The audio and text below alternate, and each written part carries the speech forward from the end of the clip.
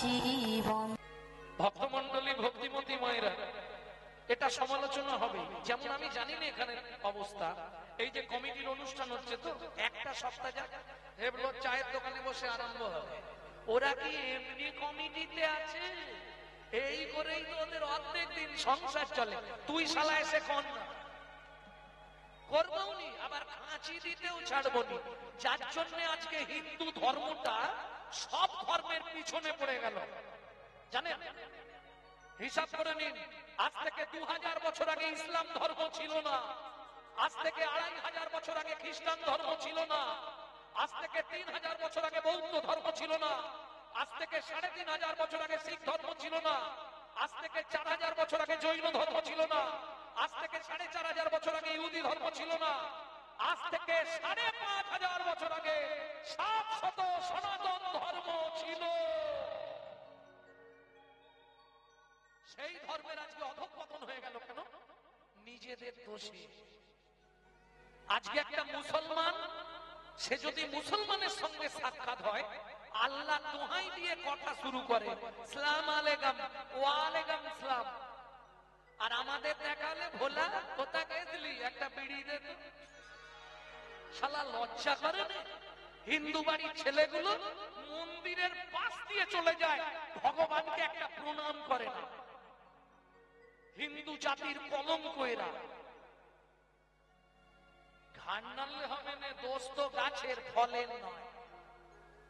মায়েরা খুব ঘান নাড়ছে, বলবো রাগ হবে না তো? দুশ্চরিত্র মাতৃদোষে না, পিতৃদোষে না মূর্খতা, কার্পণ্য বংশদোষে না, आत्मदोषे न दरिद्रता। ये है गर्ग संहिता। বোঝা গেল নি কথাটা? না ভেঙে বলবো, ছেলে মেয়েরা দুশ্চরিত্র হয় মায়ের দোষে। যেখানে ভাঙা শুনতে চাইছে ভেঙেই দিই। দুশ্চরিত্র মাতৃদোষে না, আমি বলছি না, গর্গাচার্য লিখছে গর্গ সংহিতা। পিতৃদোষে না মূর্খতা, পিতার দোষে ছেলেমেয়েরা মূর্খ হয়। কার্পণ্য বংশদোষে না, বংশের দোষে কৃপণ হয়। আর আত্মদোষে না দারিদ্রতা, নিজের দোষে নিজে দরিদ্র হয়ে যায়। প্রেম সে বলো চৈতন্য মহাপ্রভু কি। বোঝা গেল? ভক্তমন্ডলী, ভক্তিমতী মায়েরা, তাহলে কিং কর্তব্য বিমূঢ়, চলুন ওটা বলে দিন, নাহলে দেরি হয়ে যাবে। হ্যাঁ হ্যাঁ, আমার কর্তব্যটা কি? কারণ আমি তো মানুষ হয়ে জন্মেছি, আবার যেখানে সেখানে জন্মাইনি। কোথায় জন্মেছি? কোথায় জন্মেছি? আরে ভারতবর্ষের মাটিতে, যেখানে মানুষ হবার জন্য দেবতারাও বাঞ্ছা করে, ভারতে গিয়ে মানুষ হব কেন? ভারতে কি আছে? অমৃতের খনি হচ্ছে ভারতবর্ষ, যে দেশের 70 ঋষির এক ঋষি স্বামী বিবেকানন্দ। ভারতবর্ষের মতো সাধুমুনি ঋষির দেশ পৃথিবীর কোথাও নেই। যার জন্য এটা জেনে রাখুন, আমাদের একটা অহংকার আছে যে আমরা ভারতবাসী। কেন? কিসের অহংকার? ভগবান যতবার জন্মেছে আমাদের ভারতবর্ষের মাটিতে, প্রেম সে বলো চৈতন্য মহাপ্রভু কি।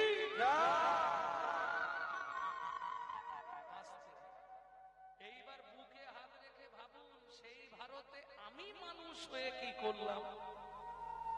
নিশি দিশি শুধু পচাল পারিলি, নাম না বলিলি মুখে। মানুষ হইয়া হয় কি করিনি, চুনকানি তোর মুখে।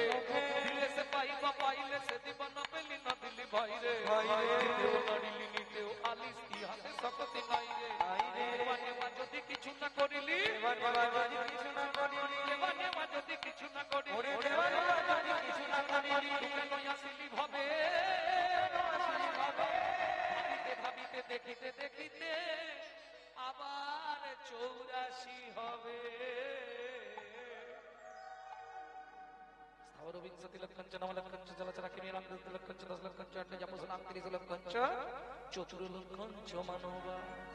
এই বাদ দাও, 4 লক্ষ বার তো মানুষ হবো, কি পরের জন্মে হরিনাম করবো, এই জন্মে ভোগ করি, তাই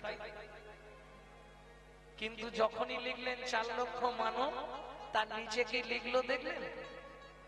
যেমন কর্ম তেমন ফল, অগভীর তার ভূমিতল, কারো জীবন সুখে কাটে, কারো দু নয়নে জল, কারো দু নয়নে জল।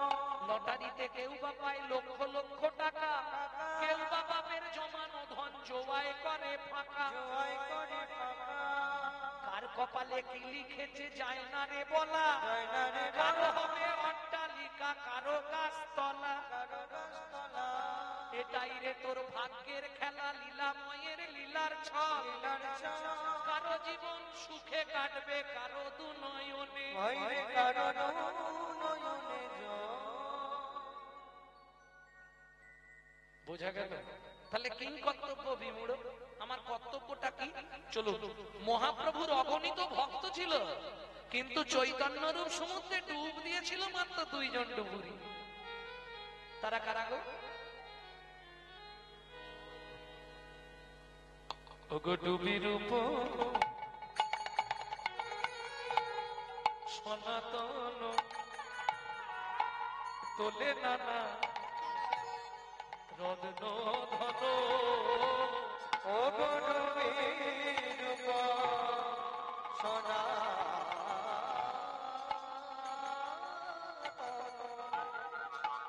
তোলে নানা রত্ন ধন, যত নেগা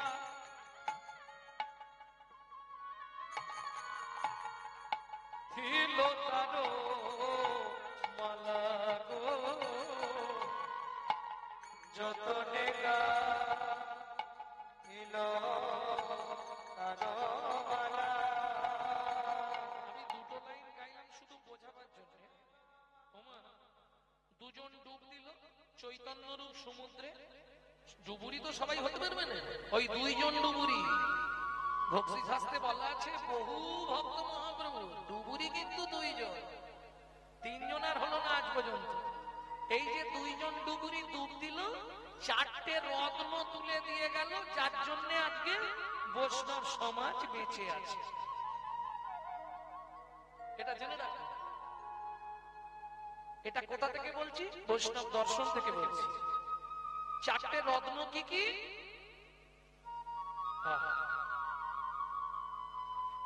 উজ্জ্বল নীলমণি, বৃহৎ ভাগবতামৃত, ভক্তি রসামৃত সিন্ধু, আর বৈষ্ণব ধর্মের আইন গ্রন্থ হরি ভক্তি বিলাস। সেই হরি ভক্তি বিলাস বলছে সারা দিনে আপনাকে 16 বার ভগবানকে ডাকতে হবে। যারা এই লাইনে আছে, যারা বৈষ্ণব ধর্ম নিয়েছে তাদের জন্য নয়, যারা গৃহী মানুষ তাদের জন্য। এইবার বলুন 16 বার কেন নিতে হবে? দেখবেন যারা হরিনাম জপ করে কমপক্ষে 16 মালা তাকে নিতেই হবে, সে তুমি যাই করো। তবে অপরাধ হয়ে যায়, সত্যিটাই বলি, একদিন হয়নি আমার, কি করব? গুরুদেবকে ফোন করলে বলে চিন্তা নেই, তুই তো কৃষ্ণ নামের মধ্যেই থাকিস, তবে চেষ্টা করবি মালাটা অন্তত পূর্ণ করার। কখন ওই গাড়িতে আস্তে আস্তে নিয়ে নিলাম, আবার যাই বাড়ির গাড়িতে গিয়ে বসবো, গাড়িতে যেতে যেতে কি হয় তাতে নাম করতে করতে গাড়িতে থাকি তো যে কোনো মুহূর্তে বিপদ হতে পারে, কিন্তু নাম করতে করতে থাকলে নাম আপনাকে পুরো গাড় দিয়ে নিয়ে চলে যাবে, কোনো চিন্তা নেই। হরিনামের দাহিকা শক্তি আছে যেটা অন্য কোনো কিছুতে পাবে না,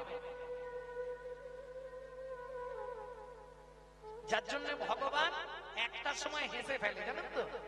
ভগবান একটা সময় খুব হাসে। ভগবান কখন হাসে কেউ বলতে পারবেন?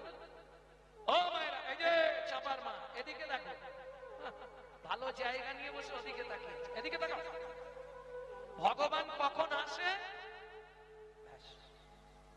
না, বিষয়ের জন্য ভগবান হাসেনি। কেন হাসেনি? ভগবান জানে আমার জিনিস আমার পড়ে থাকবে, তোরা মারামারি করে মরে যাবে, তোরা মারামারি করে মরে যা, আমার জিনিস আমার পড়ে থাকবে। ভগবান কখন হাসে শুনুন, ভগবান কখন হাসে জানেন? যখন কোন ডাক্তার বাবু রোগীকে ধরে বলে তোর চিন্তা নেই আমি বাঁচি দেবো, ভগবান হাসে বলে আর 1.5 মিনিট বাকি আছে, বলছে বাঁচি দেবে। 1.5 মিনিট পরে ওর ভেন্টিলেশন বন্ধ করবো, আমি রেডি হয়ে আছি, আর ভগবান বলছে বাঁচি দেবে। ডাক্তার বলছে বাঁচি দেবে, ডাক্তার বাঁচাতে পারবে না, বাঁচাতে পারলে কে পারবে? নাম পারবে। হ্যাঁ, প্রমাণ দেবো, প্রমাণ দিতে গেলে সময় বেড়ে যাবে, জানেন তো? বেড়ে গেলেই মুশকিল, কারণ আমার লিমিট বাঁধা থাকে। হ্যাঁ, তাহলে শুনুন, এখন একটা মায়ের সন্তান হয়েছে, এখন 6 দিনের দিনে বিধিলিপি হবে, বিধাতা লিখবে, মা দরজা ঘিরে বসে আছে, কি লিখবে আমাকে জানতে হবে। এবার ভগবান ব্রহ্মাকে আদেশ করে দিয়েছে, ছেলেটা যতই দেখতে সুন্দর ওর কিন্তু কপালে লেখা হবে 12 বছরে মাথায় বজ্রাঘাত করে মরবে।